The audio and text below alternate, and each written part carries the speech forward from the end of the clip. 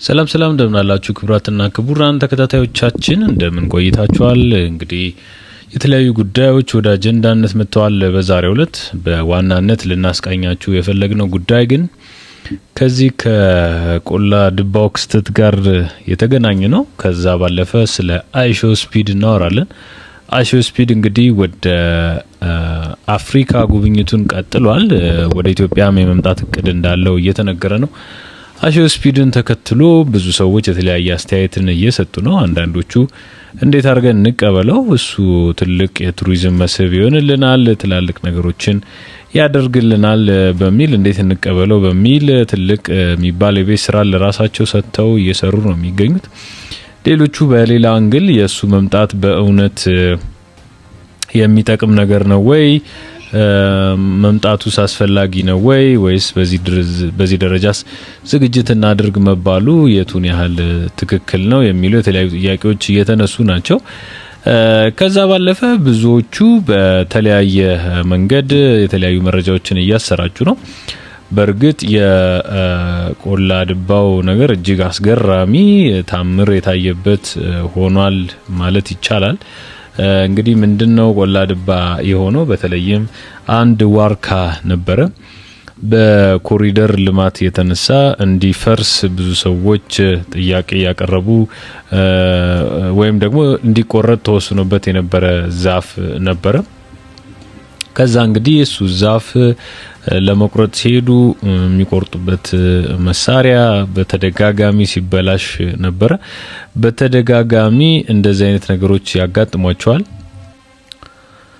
እንግዲህ በዚህ ሁኔታ ውስጥ ያሉ ይህ ዋርካ ለኮሪደር ልማት እንዲቆረጥ ተወስኖበት ሰዎች ወይም ሰራተኞቹ ለመቁረጥ በተደጋጋሚ ሄደው ነበር። ከዛ በኋላ ግን ሊሳካላቸው አልቻለም። የያዙት መሳሪያ በጠቅላላ ይከሽፍባቸዋል። ከዛ ሲያስቸግራቸው ለመቁረጥ ያሰቡትን ይተውታል ማለት ነው። እንግዲህ ከጥቂት ቀናት በኋላ በዚህ ዋርካ ስር ትላንትና በቪዲዮም በተለያዩ ዲቫይሶች እንደተመለከታችሁት የቅድስት ኪዳነ ምሕረት ምስል ከብርሃናማ ነገር ጋር ተከስቷል። እንግዲህ በዚህ ዋርካ ስር ታይታለች ማለት ነው። ከዛ ኋላ በጣም ብዙ ሰው ነገሩን እየተመለከተው እየተገረመ እየተደነቀም የነበረበት ሰዓት ነው የነበረው። እንግዲህ በዚህ ብቻ አላበቃም። በጣም ብዙ ሰው ታምሩን ለማየት ከየአካባቢው ተሰብስቦ ነበረ። ከዛ በኋላ ደግሞ ጸበል እዛው ቦታ ላይ እንዲፈልቅ ሆኗል ማለት ነውና የሚገርም ታምር ነው እዚች ትንሽዬ ከተማ ላይ የተከሰተው።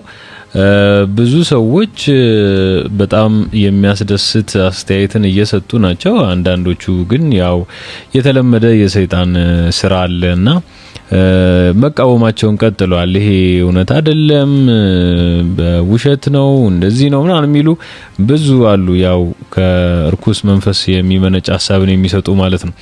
እና አስደናቂ ነገር ነው የተከሰተው። እንግዲህ ሰው ተሰብስቦ ባለበት ሰዓት ነው እንግዲህ ይሄ ጸበል ፈልቆ አሁን ብዙ ሰዎች እየተፈወሱበት እንዳለ ነው ከቦታው የሰማ ነው ማለት ነው።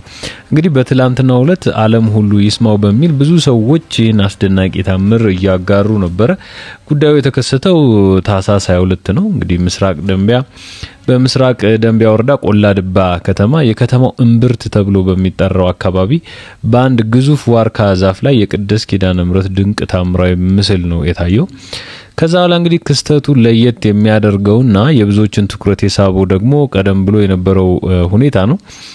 እንግዲህ በከተማው እየተከናወነ ባለው የኮሪደር ልማት ምክንያት በአስፋልቱ ዳር የሚገኘው ይሄ ዋርካ እንዲቆረጥ ታቅዶ ነበር፣ ቀደም ብዬ እንደነገርኳችሁ ማለት ነው። ነገር ግን በቀን ስራው ተጀምሮ ዋርካውን ለመቁረጥ ሙከራ ሲደረግ ለመቁረጫነት የሚያገለግሉት ቁሳቁሶች እንግዲህ ከዛ ሁሉ በኋላ ማለት ነው ሙከራ ሲደረግ ለመቁረጫነት የወሰዷቸው እቃዎች በጠቅላላ ተሰበሩ። ስለዚህ ስራውን መስራት አልቻሉም። ያ ተስፋ ቆርጠው ተውት ማለት ነው። ስለዚህ ሰራተኞቹ እንግዲህ ነገሩ አልሆን ስላላቸው ትተውት በሄዱበት ጥቂት ሰዓታት ውስጥ ነው እንግዲህ አመሻሹ ላይ በዋርካው አካል ላይ የኪዳነ ምሕረት ምስል ተገልጦ የታየው ማለት ነው። እና እንግዲህ በዚህ ሰዓት የከተማው ህዝብ እና ከየአካባቢው የመጡ ምእመናንም በቦታው ተገኝተው ይህንን ድንቅ ታምር እየተመለከቱ ናቸው። ይህም የእግዚአብሔር ስራ እንጂ የሰው አይደለም በሚል ምስክርነታቸውን ሁሉም እየሰጡ ነው ያሉት ማለት ነው። እንግዲህ ዛፉ ሊቆረጥ ሲል መሳሪያው አልሰራ ማለቱ የነገሩን ድንቅነት የሚያሳይ ሲሆን አሁን ደግሞ ይሄው እንግዲህ እናታችን ተገለጠች ሲሉ የቆላድባ ከተማ ነዋሪዎች እየተናገሩ ነው የሚገኘው ማለት ነው። እንግዲህ ጉዳዩ በዚህ የሚያበቃም አልሆነም። ከዛ በኋላ ወዲያው ትንሽ ቆይቶ ደግሞ ጸበሉ ሊፈልቅ ችሏል።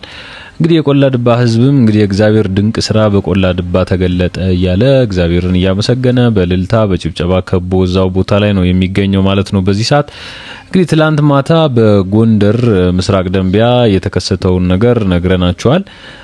ይህ በዋርካው ላይ የታየው የቅድስት ኪዳነ ምሕረት ታምራዊ ምስል መላውን ዓለም እያስደነቀ ነው ያለው ማለት ነው።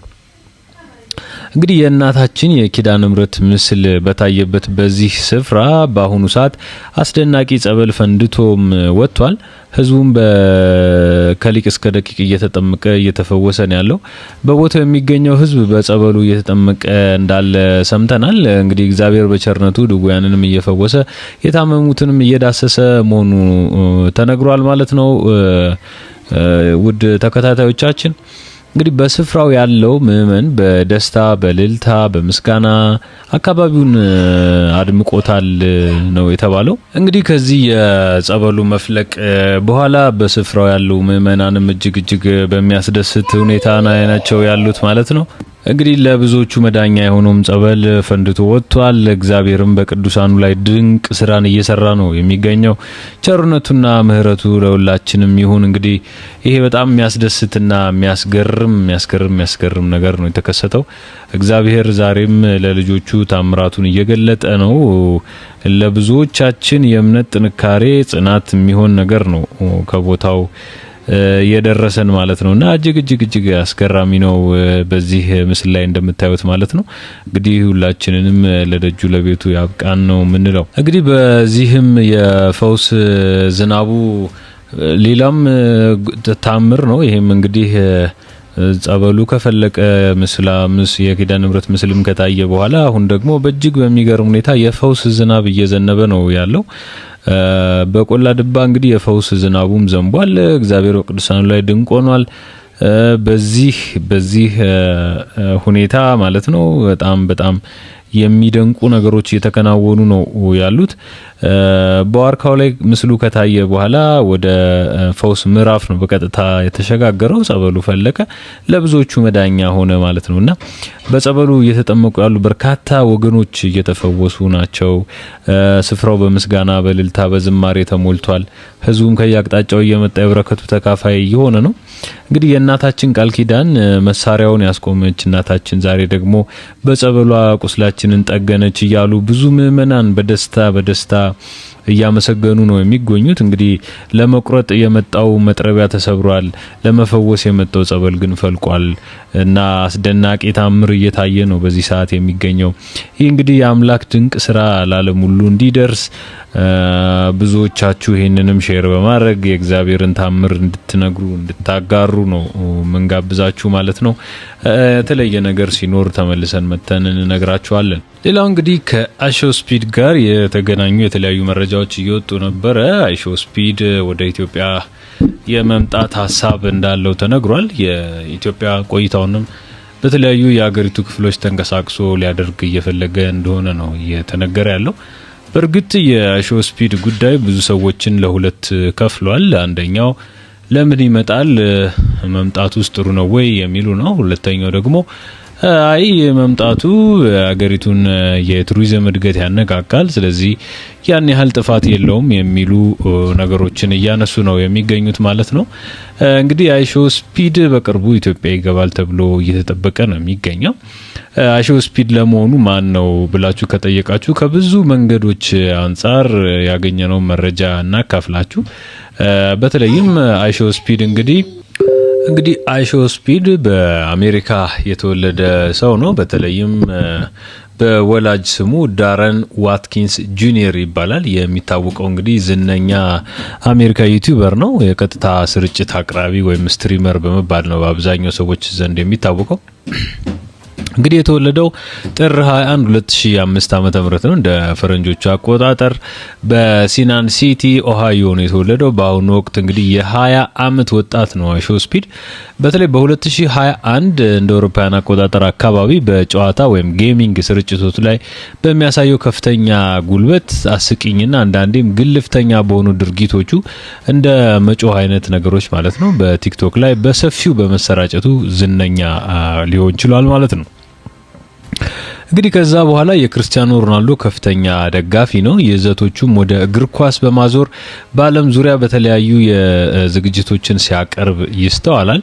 እንግዲህ የአመቱ ምርጥ የቀጥታ ስርጭት አቅራቢ ነው። ስትሪመር ኦፍ ዘ ይር ተብሎ ሽልማቱንም ወስዷል። እንግዲህ በዩቲዩብ ከ45 ሚሊዮን በላይ ሰብስክራይበርስ ያሉት ሰው ነው ማለት ነው አይሾ ስፒድ። እንግዲህ ከቀጥታ ስርጭቱ በተጨማሪ በሙዚቃ ወይም ይሄ የራፕ ስራዎች ላይ በWWE የትግል መድረኮች ላይም ተሳትፎ ሲያደርግ ይታያል። እንግዲህ አይሾ ስፒድ በዘመናዊ የኢንተርኔት ባህል ውስጥ ትልቅ ተጽዕኖ ካላቸው ወጣት ዝነኞች ውስጥ የሚመደብ ነው ማለት ነው። እንግዲህ ማንነቱ ይሄ ሆኖ ሳለ አንዳንድ ግለሰቦችና ሰዎች ግን ምን ይላሉ? አይሾ ስፒድ ከማንኛውም ሚስጥራዊ ማህበር ጋር ግንኙነት አለው።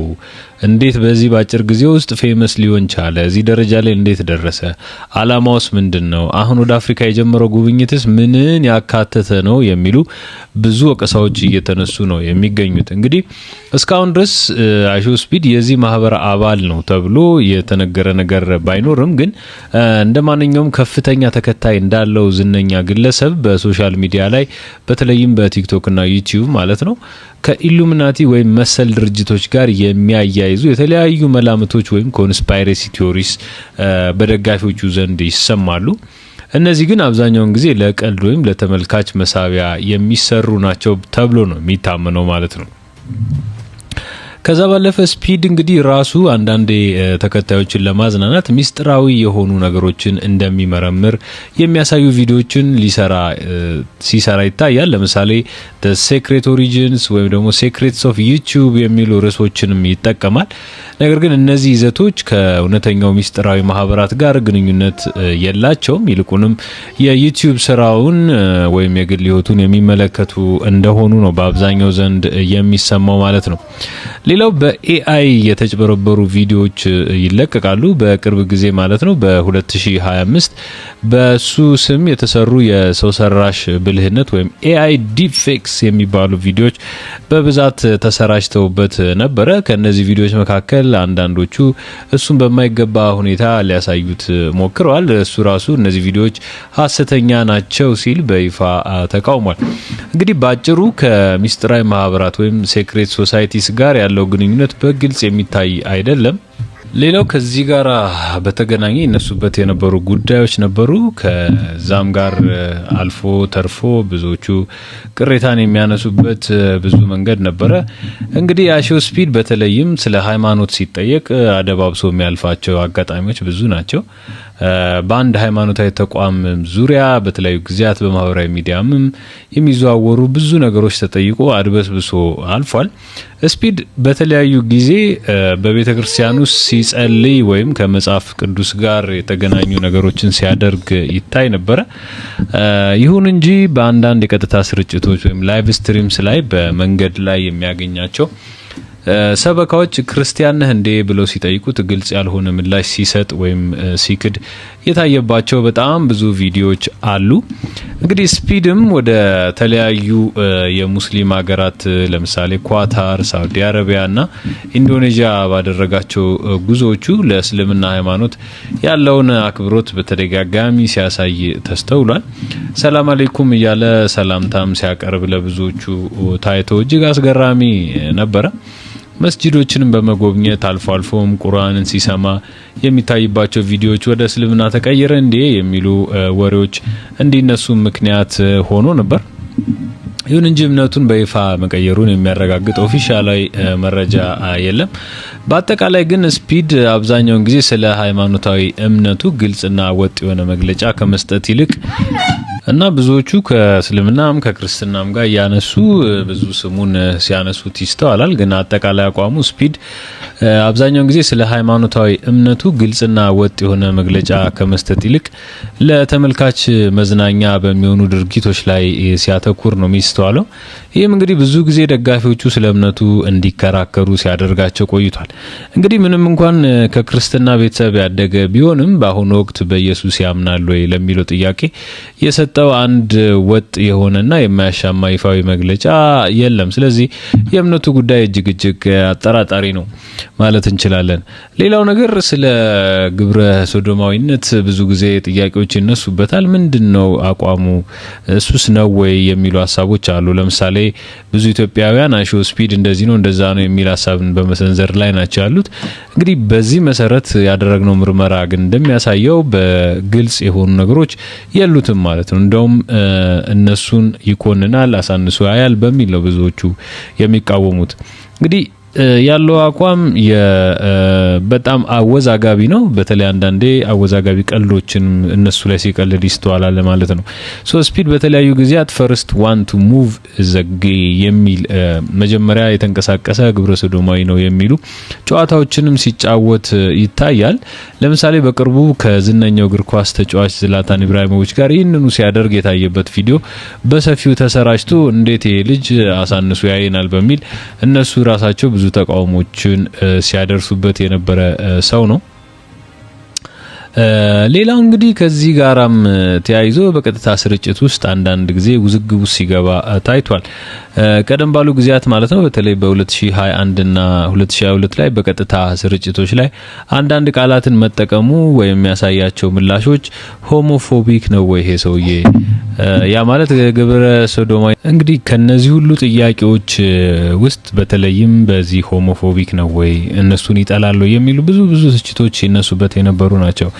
ሌላው የኤአይ ጥቃቶችም ጭራሽ ደርሰውበታል። በተለይ ግብረ ሰዶማዊ ነኝ ብሎ ሲናገር የሚያሳዩ የኤአይ ሶራ 2 ቪዲዮዎችም ተሰራጭተው ነበር። ስፒድ ግን እነዚህ ቪዲዮዎች በጥብቅ ተቃውሟል። ግለሰባዊነቱንና ስሙን የሚያበላሹ ሐሰተኛ ይዘቶች መሆናቸውን በመግለጽ ማለት ነው። ስለዚህ አጠቃላይ ባህሪው ስፒድ እንግዲህ አብዛኛውን ጊዜ የየትኛውም ወገን መብት በይፋ ሲቃወም ወይም ሲደግፍ አይታይም።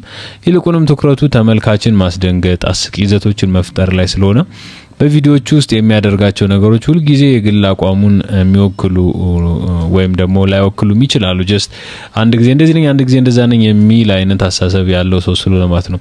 ሶ ባጭሩ እንግዲህ ስፒድ በይፋ አቃወማለሁ የሚል መግለጫ ባይሰጥም የሚጠቀማቸው አንዳንድ ቀልዶችና ቃላቶች ግን ከኤልጂቢቲኪው ጋር አልፎ አልፎ ግጭት ሲያስገቡት ተስተውሏል ማለት ነውና እንግዲህ እንደዚህ ያለ የአፍሪካ ጉብኝቱን እያካሄደን የሚገኘው። ሌላው እንደመጨረሻ ልናሳያችሁ የምንፈልገው ነገር ምንድነው? በዚህ በአርባ ምንጭ ከተማ በትላንትናው ዕለት የተሰማ አንድ ጉዳይ ነበረ። ይህም ጉዳይ ምንድነው? አንድ ወጣት ለተከታታይ 4 ሰዓታት ቆሞ ደርቆ ታይቷል። ብዙዎቹ ሄደው ሊያገኙት ወይም እንዲንቀሳቀስ ሊያደርጉት ይሞክሩም፣ እሱ ግን መልስ መስጠት አልፈለገም። ቆሞ ነው የታየው። ብዙዎቹ ከተለያየ ነገር ጋር እያገናኙት ነው የሚገኙት። ምን እንደሆነ አልታወቀም። ስለዚህ ምን አጋጣሚ ተፈጥሮ እንደዛ እንደሆነ እስካሁን የተረጋገጠ አንዳች ነገር የለም። ነገር ግን ለ4 ሰዓታት በወጣቱ አንድ ኮብልስቶን መንገድ ላይ ቆሞ ብዙዎቹ በየሰዓቱ እየሄዱ ሲጎበኙት ሲያዩት የነበረበት ሂደት ነው የነበረው ማለት ነው። እና እሱ ትንሽ አስደንጋጭ ነበረ። ወደፊት እስቲ እንግዲህ ተያይዞ ምን ሊመጣ ይችላል የሚለውን አብረን የምናይ ነው የሚሆነው። ከመንፈሳዊ አሰራር ጋር ያገናኙት ያሉ ብዙ ሰዎች አሉ። እንግዲህ እሱ እውነት ይሁን አይሁን ይታወቅ ነገር የለም ማለት ነው። ነገር ግን ለምን እንደዚህ አይነት ነገሮች እንደሚፈጠሩ ብዙ መላምቶች አሉ። በተለይም የግሊች ወይም ደግሞ ይሄ ድርቅ ብሎ መቅረት አንዳንድ ጊዜ ፈታኝም ድርጊት ነው። ይህ በጣም ቀዳሚው ምክንያት ነው። ብዙ ወጣቶች እና የሶሻል ሚዲያ ተጠቃሚዎች ቪዲዮዎቻቸው ብዙ እይታ እንዲያገኙ በሚል ሆን ብለው እንደ ሮቦት ወይም እንደ ተበላሸ ቪዲዮ እንቅስቃሴያቸውን በድንገት ሲያቆሙ ይታያል። አላማውም እንግዲህ ተመልካቾችን ግራ በማጋባት ይህ እውነት ነው ወይስ ቪዲዮ ተበላሽቷል ብለው እንዲጠይቁና ኮሜንት እንዲጽፉም ለማድረግ ነው። በእርግጥ አቀራረቡ አንዳንዶቹ በጣም በሰለጠነ መንገድ ሳይንቀሳቀሱ ለረጅም ጊዜ በመቆም ወይም ኤንፒሲ ሆነው ነን ፕሌየር ካራክተር እንደሚባሉት ማለት ነው የቪዲዮ ጌም ገጸ ባህሪያት ሆነው ሲታዩ ይታወቃል። ሌላው በቪዲዮ ኤዲቲንግ ብዙ ጊዜ ቆመው እንዲቀሩ ያደርጋሉ። ግሊች በመፍጠር ካፕከትና ኤአይ ኢፌክቶችንም በማካተት የተለያዩ የቪዲዮ ማቀናበሪያ አፕሊኬሽኖች ሰውን በድንገት እንዲቆም ወይም እንዲርገበገብ የሚያደርጉ ግሊች ኢፌክትስ አሏቸው። እነዚህንም ተጠቅመው ሲያደርጉ አይተናል። ከዛ ባለፈ ግን ማትሪክስ የሚባል ኮንስፓይረሲ ቲዮሪ አለ። እሱ ምንድነው? የምንኖርበት ዓለም ሰው ሰራሽ ወይም ሲሙሌሽን ነው እንጂ ሪል አይደለም የሚሉ አሉ። ከዛ የሚሉ ወሬዎች የተበራከቱ መምጣታቸውን ተከትሎ ሰዎች በመንገድ ላይ ቆመው ሲቀሩ የሚያሳዩ ቪዲዮዎችን እንደ ማስረጃ በመጥቀስ ይሄን እንደ ማስረጃ በመጥቀስ እነዚህ ቪዲዮዎች አብዛኛውን ጊዜ ለቀልድ ወይም ለተመልካች መሳቢያ ቢሰሯቸውም አንዳንዴ ግን እዚህ ነገር ውስጥ ሲገቡ ይታያል። ሌላው ግን የጤና ሁኔታም በጣም በጥቂት አጋጣሚዎች ሲከሰት ይታያል። ይህም እንግዲህ ሰዎች ሳይታሰብ እንቅስቃሴ የሚያቆሙበት የጤና ችግር ሊሆን ይችላል። ይሄ አብሰንስ ሲጀርስ ማለት ነው። አንድ ሰው እንግዲህ ለጥቂት ሰከንዶች በድንገት ከባቢውን ረስቶ ቆሞ የሚቀርበት የጤና ሁኔታ ነው። ነገር ግን በሶሻል ሚዲያ ላይ የምናያቸው ረጅም ግሊቾች ከዚህ ጋር ብዙ ግንኙነት የላቸውም። ስለዚህ ባጭሩ በአሁኑ ወቅት የምናያቸው አብዛኞቹ ግሊች የሚያደርጉ ሰዎች ለኢንተርኔት ዝና ወይም ሰዎችን ለማዝናናት ወይም ለማጃጃል ሆን ብለው የሚያደርጉት ድርጊት ነው ተብሎ የሚታለፍ ነው። ከዛ ባለፈ ግን በዚህ በማትሪክስ ወይም ኮንስፓይረሲ ቲዮሪዎች መሰረት ይሄ አርባ ምንጭ ላይ የተከሰተውን ድርጊት ልንመለከተው የምንችልበት እድል ሰፊ ሊሆን ይችላል ማለት ነውና አንዳንድ ጊዜ በመንፈስ ነገሮች ሲከናወኑ እጅግ ረቂቅ ስለሚሆኑ ለመረዳት አስቸጋሪ ሊሆኑ ይችላሉ። ግን የሆነው ሁኔታ ይህ ነው ማለት ነው። እንግዲህ ክቡራትና ክቡራን ለሰዓቱ የነበሩን ዘገባዎች እነዚህን ይመስላሉ። አብራችሁ ስለነበራችሁ እያመሰገንን ሰናይ ጊዜ ይሁንላችሁ። ቻው።